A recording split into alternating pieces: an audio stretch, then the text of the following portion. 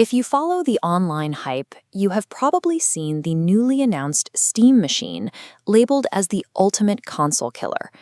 Then you see the starting price, $1,049 for the base model. Compare that directly to the high-end PlayStation 5 Pro, which sits at $700. You are paying nearly double for the Steam Machine.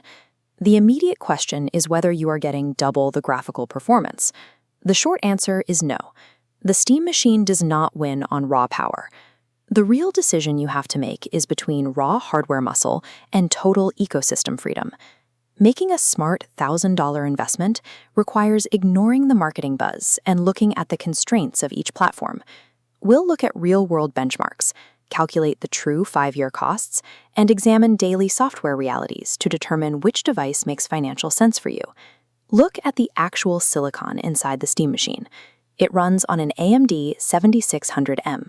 That is a mobile chip. It delivers a solid 60 frames per second at 1440p resolution, but you are buying components originally designed for laptops.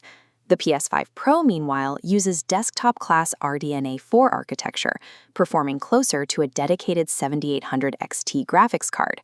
This chart shows Alan Wake 2 frame rates across the base PS5, PS5 Pro, and the Steam Machine.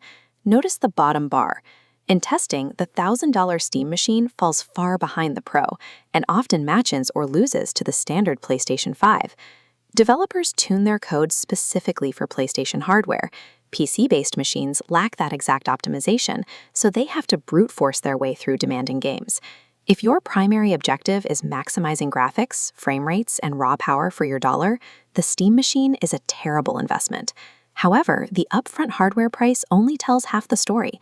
The true value proposition of the Steam Machine is long-term financial savings. Living in the PlayStation ecosystem carries recurring, hidden costs.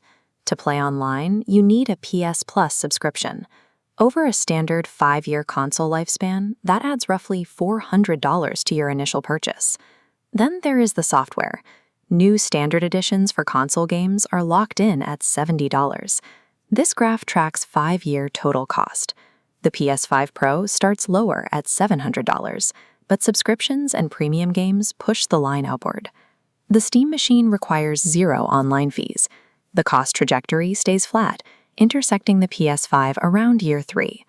PC players also benefit heavily from seasonal Steam sales, where major titles frequently drop by up to 80%. You pay a steep premium on day one, but by avoiding subscription fees and utilizing steep software discounts, you break even and save money by the end of the console generation. Hardware and pricing aside, your daily experience depends entirely on the games you can actually run.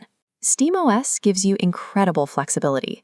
Access decades of legacy PC games, use it in full desktop mode, and install community mods. But because SteamOS is built on Linux, it clashes directly with modern anti-cheat software. If you play massive competitive shooters like Valorant or Call of Duty, you are out of luck. Those titles are blocked on the Steam Machine. Then there is the ultimate leverage held by the console ecosystem: day one access to blockbusters. Grand Theft Auto 6 is launching specifically for consoles first. PC and Steam Machine players will likely wait until 2028 or 2029 for a port. The Steam Machine gives you deep legacy libraries and customization.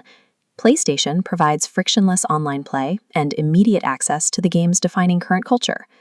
To review, the Steam Machine relies on mobile-grade components and trails in raw graphical power, but it eliminates subscription fees and opens up the PC ecosystem. The PS5 Pro makes sense for gamers who want plug-and-play simplicity, guaranteed high frame rates, and day-one access to titles like GTA 6. The Steam Machine is built for PC loyalists who already own massive digital libraries and refuse to pay monthly multiplayer fees. There is a critical warning for international markets, specifically regions like India. Without an official Valve retail presence, import taxes and seller markups push the Steam Machine's price well over 1.16 lakh, or roughly $1,400. At that extreme price point, building a custom desktop gaming PC gives you vastly superior performance compared to this mini PC. The Steam Machine is not a console killer. It is a luxury device for open ecosystem purists. For the majority of traditional gamers, the PS5 Pro remains the logical choice.